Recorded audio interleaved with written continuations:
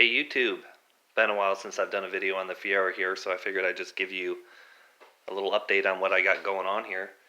So it's summertime here, and it's very hot, and this car does not have AC, so I don't drive it in the summertime, because it's just unbearably hot driving in the car. So car's been off the road for a couple of months now, and while it's been off the road, I figure I'd tackle a couple projects, and I'll show you what those are now.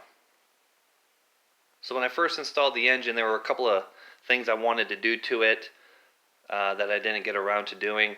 So now that I'm not driving it, I figured I could tackle these little projects over the summertime while I'm not driving it. And one of those is I wanted to add an oil temperature sensor, which I added underneath the engine. I'll show you. So here we are underneath the engine here, and you can see that I added an oil temp sensor, and this replaces the factory low oil level sensor on the factory oil pan here. I had to weld in a bung, and then I screwed the sensor into that. So that sensor wasn't all that difficult to do, but of course I had to pull the engine to do it. I couldn't do it with the engine in the car. I had to yank everything out, which then allowed me to inspect the clutch and pressure plate. I had no slippage on the clutch and pressure plate, but of course I wasn't really running high boost. I was only running about 7 pounds of boost on it, max. And but it looked good. I just wanted to look to see if it was overheating or slipping or anything like that, and it looked good. So I was happy with that. Now you'll also see that the exhaust is not in here, and that's because I'm having the exhaust Cerakoted, and Cerakoting is cheap for me because I started my own Cerakoting business.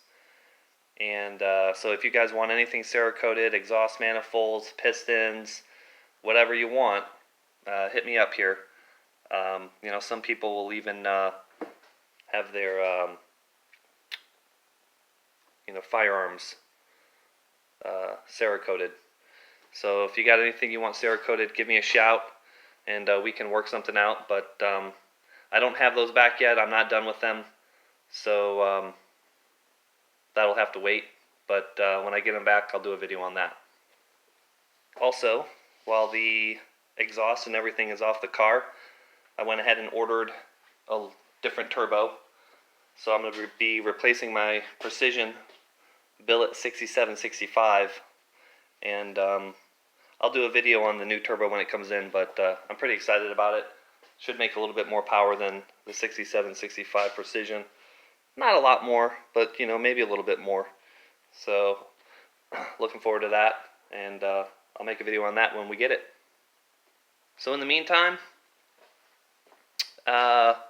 I'm just waiting to get my exhaust parts finished, get the new turbo, get that bolted on, and I'm also probably going to upgrade the injectors now that I think about it. So you can see my whole top end is off here. I don't think my 80-pound injectors are going to be enough based on the horsepower I want to make. I'm probably going to have to step it up to 1,000 cc's or 1,200 cc injectors. And you know, if that's what I got to do, that's what I got to do. But I'll probably end up doing that because in order to make my horsepower goal, I don't think I'll be able to do it with my 80-pound injectors on E85. I think I'll just max them out. I won't be able to make it. So look for a future upgrade for the fuel injectors as well. Alright guys, that's it for now. So like I said, stay tuned. I'll do a video on the Cerakoting of the exhaust manifolds when I get those completed, and I'll have a video on the new turbo when that shows up. Alright guys, thank you. Stay tuned for more videos.